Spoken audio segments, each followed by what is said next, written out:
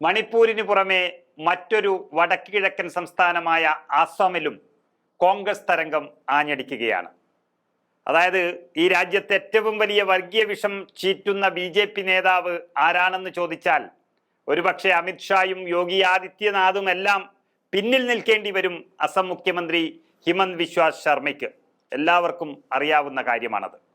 India എന്ന മതേതര രാജ്യത്തിനെ വർഗീയ പരാമർശങ്ങളും നടപടികളും കൊണ്ട് ഇത്രയധികം കളങ്കപ്പെടുത്തിയ മറ്റൊരു ഭരണാധികാരിയും ഉണ്ടാകില്ല അടുത്ത കാലത്ത്. നിയമസഭയിലെ MLA-മാർക്ക് പോലും വെള്ളിയാഴ്ച നിസ്കാരത്തിനുണ്ടായിരുന്ന സമയം എടുത്തു കളഞ്ഞൊരു മുഖ്യമന്ത്രി ഈ രാജ്യത്ത് ആദ്യത്തേതും അവസാനത്തേതും അത് ഹിമന്ത് ബിശ്വ ശർമ്മ തന്നെയാണ് എന്ന് തോന്നുന്നു. അങ്ങനെ നൂറുകണക്കിന് തീരുമാനങ്ങൾ മുസ്ലിം ന്യൂനപക്ഷങ്ങൾക്കെതിരെ എടുത്ത ഒരു മുഖ്യമന്ത്രിയാണ് ശർമ്മ. ഏതായാലും ഒരു വർഷത്തിനുള്ളിൽ നിയമസഭാ തെരഞ്ഞെടുപ്പ് നടക്കാൻ പോവുകയാണ് അസമിൽ. ആ അസമിൽ ഈ മുഖ്യമന്ത്രിയുടെ ആപ്പീസ് തന്നെ പൂട്ടുമെന്നുറപ്പിക്കുന്ന വാർത്തകളാണ് ഇപ്പോൾ പുറത്തു വരുന്നത്. മണിപ്പൂരിന് പുറമെ BJP തോൽവി ഉറപ്പിക്കുന്ന രണ്ടാമത്തെ വടക്ക് കിഴക്കൻ സംസ്ഥാനമായി അങ്ങനെ അസം മാറുകയാണ്. അതായത് ലോകസഭയിലെ കോൺഗ്രസിന്റെ പ്രതിപക്ഷ ഉപനേതാവ് ഗൗരവ് ഗൊഗോയ് അസം മുഖ്യമന്ത്രി ഹിമന്ത് ബിശ്വ ശർമ്മയ്ക്കെതിരെ മത്സരിച്ചേക്കുമെന്ന് ഏതാണ്ട് ഉറപ്പായി കഴിഞ്ഞു. അതിന്റെ പണി അദ്ദേഹം ആരംഭിച്ചു കഴിഞ്ഞു. അടുത്ത വർഷം നടക്കുന്ന നിയമസഭാ തിരഞ്ഞെടുപ്പിൽ ഹിമന്ത് ബിശ്വ ശർമ്മയുടെ കുത്തക സീറ്റായ കാമരൂപ് മെട്രോപൊളിറ്റൻ ജില്ലയിലെ ജലുക്ബാരി നിയമസഭാ മണ്ഡലത്തിലാണ് ഗൗരവ് ഗൊഗോയ് മത്സരിക്കാൻ തയ്യാറായി നിൽക്കുന്നത്. പുലിയെ മടയിൽ പോയി ആക്രമിക്കുക എന്നുള്ള രീതി തന്നെയാണ് 42 വയസ്സുകാരനായ ഗൗരവ് ഗൊഗോയ് സ്വീകരിച്ചിരിക്കുന്നത്. കൂടുതൽ സീറ്റ് കിട്ടി മുഖ്യമന്ത്രിയായി എന്നല്ലാതെ ഹിമന്ത് ബിശ്വ ശർമ്മ എന്ന നേതാവ് അസമിൽ ജനകീയനായ ഒരു നേതാവൊന്നുമല്ല.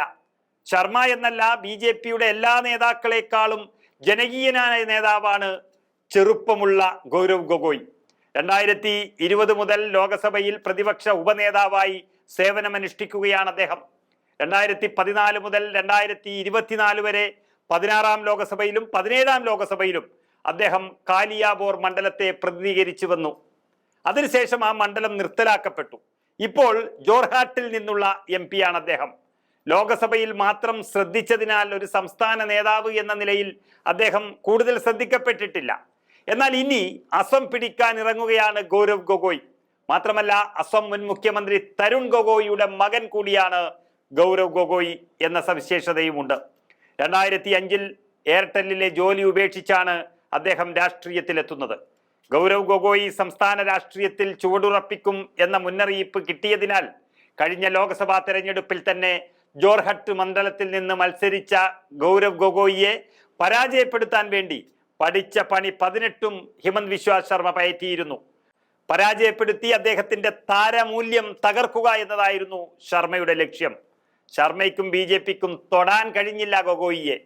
ഇപ്പോഴിതാ ഗൗരവ് ഗൊഗോയി മത്സരിച്ചാൽ തനിക്ക് പണി കിട്ടും എന്ന് മനസ്സിലാക്കി ചില യൂട്യൂബർമാരെയും കൂലിക്കെഴുതുന്ന പത്രക്കാരെയും സോഷ്യൽ മീഡിയ തൊഴിലാളികളെയും ഒക്കെ വെച്ചുകൊണ്ട് ഗൗരവ് ഗൊഗോയിയുടെയും അദ്ദേഹത്തിന്റെ ഭാര്യയുടെയും ഇമേജ് തകർക്കാനുള്ള ഒരു തീവ്ര ശ്രമത്തിലാണ് അസം മുഖ്യമന്ത്രി ഉള്ളത്.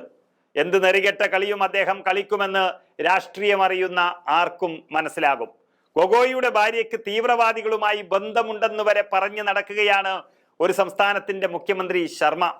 എന്തു പറഞ്ഞാലും സംസ്ഥാനവും കേന്ദ്രവും ഭരിക്കുന്നത് BJP ആണെന്നും കേസെടുക്കില്ലെന്നും ഉറപ്പുള്ളത് കൊണ്ട് വായിൽ തോന്നുന്ന തോന്നിയാസങ്ങൾ, അസഭ്യങ്ങൾ മുഖ്യമന്ത്രി വിളിച്ചു പറയുകയാണ്.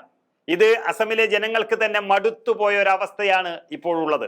ആ സാഹചര്യത്തിലേക്കാണ് ഗൗരവ് ഗൊഗോയ് എന്ന അസമിന്റെ യഥാർത്ഥ നായകൻ കടന്നു വരുന്നത്.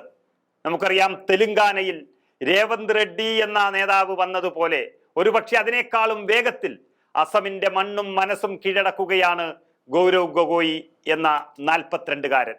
നമുക്ക് ആ വീഡിയോ ഒന്ന് കണ്ടു നോക്കാം.